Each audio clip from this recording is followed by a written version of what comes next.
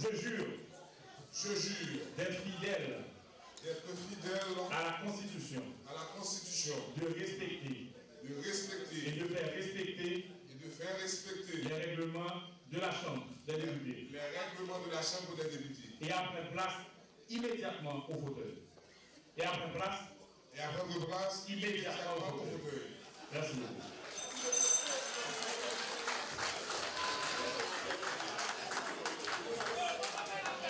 Vous êtes invité à venir en place. Comme document,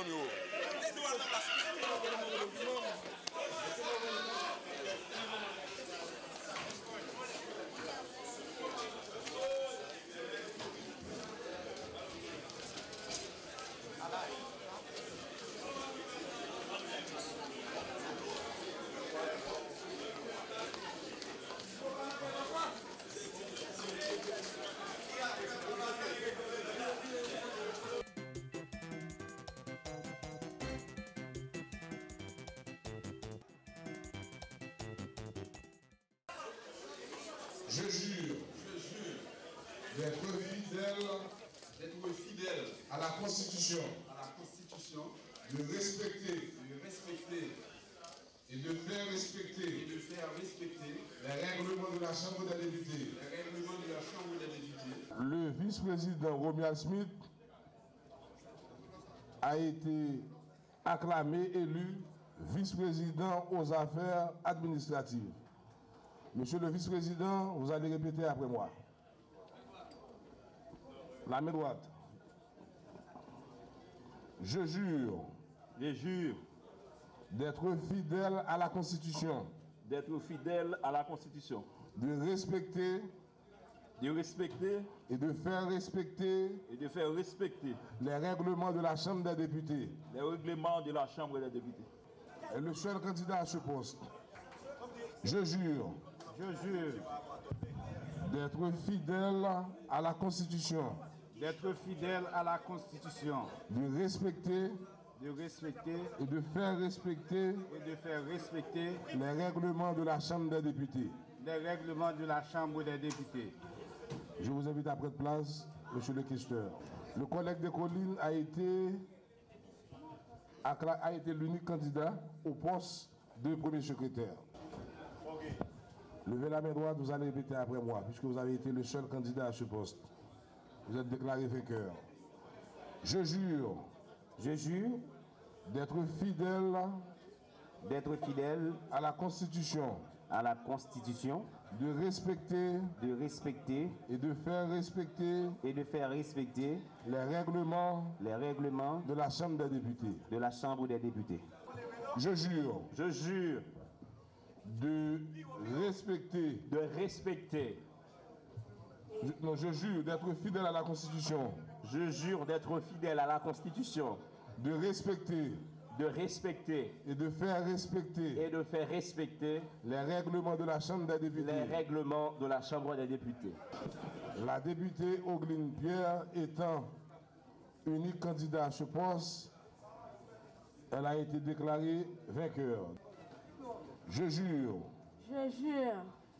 d'être fidèle à la Constitution, de respecter et de faire respecter les règlements de la Chambre des députés.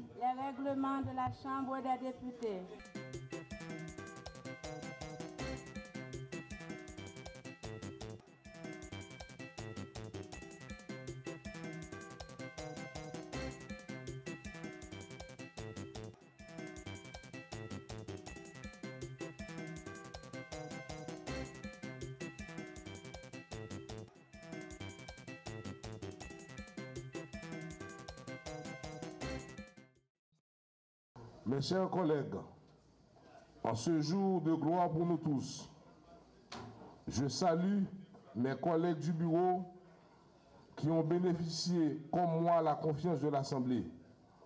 Je leur promets une collaboration sans équivoque ni ambiguïté. Nous nous sommes attelés à une tâche collective et c'est en franche concertation que nous devons l'accomplir. J'adresse un salut respectueux à mon compétiteur du PEP qui a désisté quelques minutes avant le vote. Nous venons, lui et moi, de vivre un bref moment d'escrime.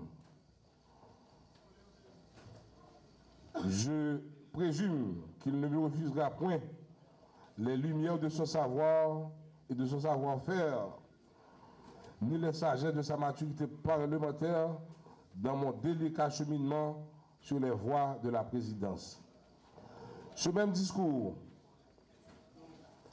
je l'adresse à tous ceux que ma faculté défaillante n'a pas rallié à ma candidature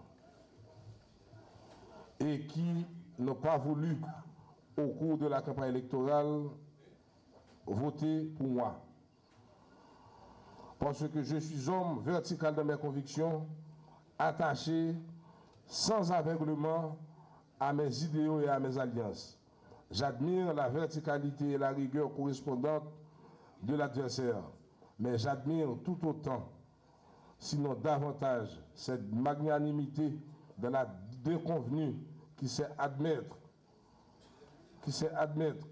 le couronnement de l'autre en lui faisant le salut de l'épée et en le gratifiant de la promesse d'une collaboration pacifique et efficiente dans la promotion de la cause législative qui reste et demeure commune à nous tous, à quelque mouvance que nous appartenions. À ce compte, j'appelle mes honorables collègues du PRI et du PEP à une critique saine et dénuée de toute diatribe pour une bonne gestion de nos travaux législatifs, pour un épaississement tant souhaité du bilan de la 49e finissante. Le grand respect que je professe pour la minorité et la tolérance démocratique m'inspire le geste magnanime de tendre aux membres de ces groupes de l'opposition la main sincère et chaleureuse du dialogue, de la compréhension et de la concertation rentable au bénéfice de la Chambre qui en a tant besoin d'une gouvernance éclairée, conduite et supportée par des députés animés de l'unique et sublime préoccupation de l'épanouissement de leur institution. J'adresse un salut fraternel aux confrères du Sénat de la République. Ils trouveront dans notre bureau un interlocuteur attentif et assidu, et dans la Chambre que nous avons l'honneur de diriger, un partenaire vigilant et diligent dans l'accomplissement des attributions mutuelles et complémentaires qui forment le substrat compact et inviolable de l'indépendance du pouvoir législatif. À cet égard, je me permets d'évoquer cette fameuse commission bicamérale de décharge qui n'a jamais vraiment fonctionné. À mes collègues du PSP, je donne l'accolade d'un remerciement cordiaux et enthousiaste pour leur soutien sans embâche à ma candidature victorieuse. J'espère les trouver invariablement à mes côtés dans la conduite d'une chambre traversée de divers courants de pensée politique et nécessitant infiniment de tact, de souplesse, de compréhension, de concession, de renoncement même. La force d'un groupe parlementaire ne réside pas dans sa rigidité, ni sa solidité dans la néatisation de l'opinion contraire. Le fort qui se reconnaît réellement comme tel doit parfois sortir des extases ou des vertiges de la puissance pour embrasser l'autre et marcher avec lui dans les tranquilles travées de l'entente bénéfique à la cause commune pour accommoder sans idéaux particuliers à la poursuite de l'intérêt supérieur de l'institution. En réaffirmant ici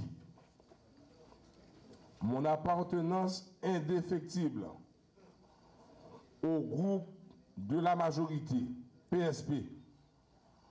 Je suis le président de tous les députés indistinctement. Plus exactement, le primus inter pares, le premier d'entre mes pairs. À ce titre, je garantis aux uns et aux autres cette hauteur de vue qui transcende les disparités superficielles, les cloisonnements extravagants et souvent paradoxaux, les querelles de chapelle, souvent fantaisistes et insignifiants, pour maintenir, fortifier et sauvegarder la cohésion du corps et alimenter notre quête commune et partager de l'efficacité et de productivité du travail législatif pour le rehaussement du prestige et de l'image de notre Chambre des députés.